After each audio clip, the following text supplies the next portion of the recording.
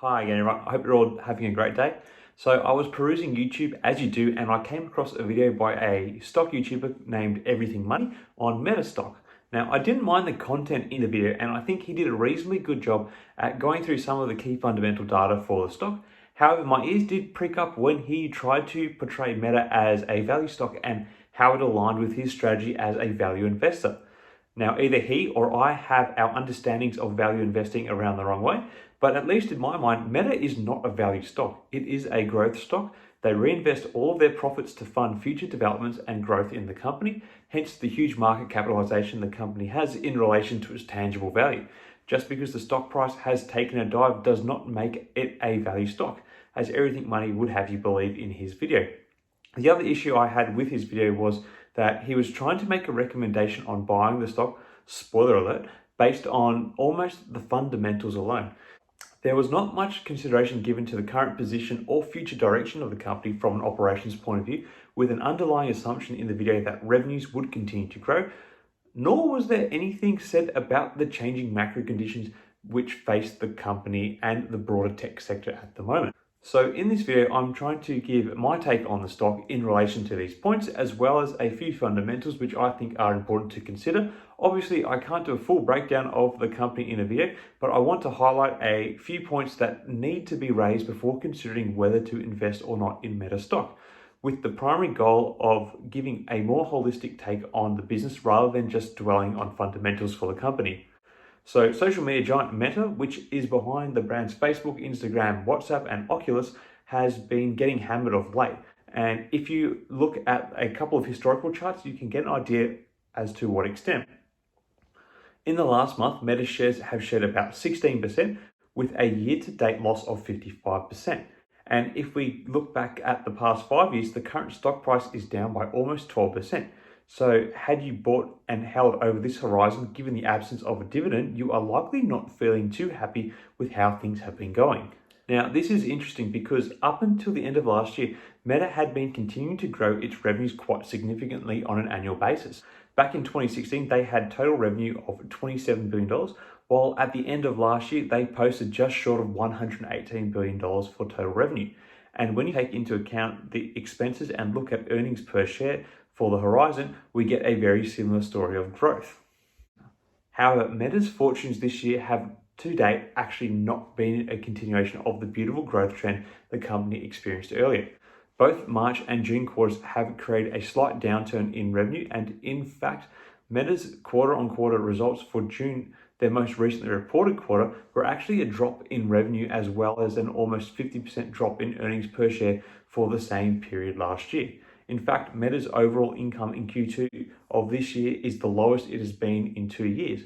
So we're talking about way back in the early pandemic periods before the tech-led recovery, which Meta was a big part of. So it's probably fair to say that Meta has finished riding the effects of the tech boom that the pandemic had heralded, at least for now. No longer are people spending as much time on social media as they did during that period, as increasingly what were the normal trends for use of spare time pre-pandemic increasingly return in 2022, aka you are no longer forced to be locked up in your house all day. This shift has also added to Meta having a plateau and even a slight drop in active users in the last quarter. Part of this might be associated with the increasing distrust for big tech that has been brewing in the general populace due to issues such as data collection and increasing instances of advertising and commodification of users, as well as the effects of the social media novelty wearing off. All of which point to the power of Meta's main income earner, advertising revenue, weakening. Businesses are perhaps looking for alternative ways to use their marketing spend outside of Meta's brands, and given the economic times, it wouldn't be at all surprising if in general businesses are cutting back on advertising spends to survive this period of high inflation. That's not to say they won't return in the future, but more of a reflection on the current state of the market. Needless to say, with about 3 billion users already on their platforms, the boom period of user growth and advertising revenues seems to have reached its peak and is now moving towards a more normalized level for the longer run. With a population that is actually on a trajectory to peak and begin to decline in the coming decades, and the fact that there are about 2 billion people currently who cannot access Meta due to government restrictions, the sources of new users to come to Meta's platform seem to be diminishing. I believe Mark Zuckerberg and the board while not publicly proclaiming these points, are likely acutely aware of where the business is in terms of growth and life cycle, hence why they are investing big on what they perceive as the business's future and what they've renamed the business as Meta, aka the version of metaverse they are looking to create for their users to the tune of $10 billion annually in investments. So considering all this, if you are looking at buying into this stock, given its recent price drop, I believe that there are at least two questions that need to be asked about the company. First, do you believe Meta's earnings will continue to show signs of stagnation based on advertising revenue generated via Facebook, Instagram, WhatsApp, and Oculus? My belief is that yes, I don't think there are going to be much more significant growth in this department going forward for these services unless there are some major shifts in their offerings. What this could mean is a further decline in share value as future earnings growth continues to have clouds gather about it. The second question that you need to ask yourself is how much credence do you put into the future success of the Meta platform?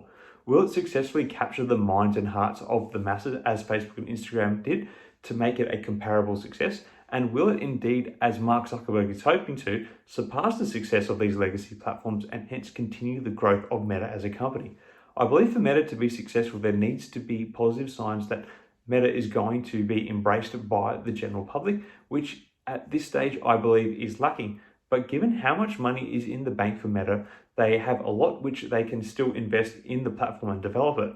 I suppose as a tangent to this and something else that is worth looking out for is, will Meta look at meaningful ways to diversify their income sources outside of their legacy platforms in the interim?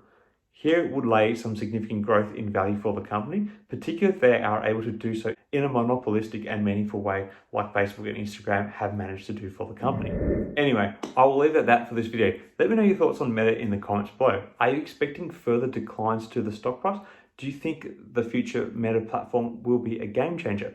Let me know what you think. Until next time, everyone, may the markets trade in your favor. Cheers.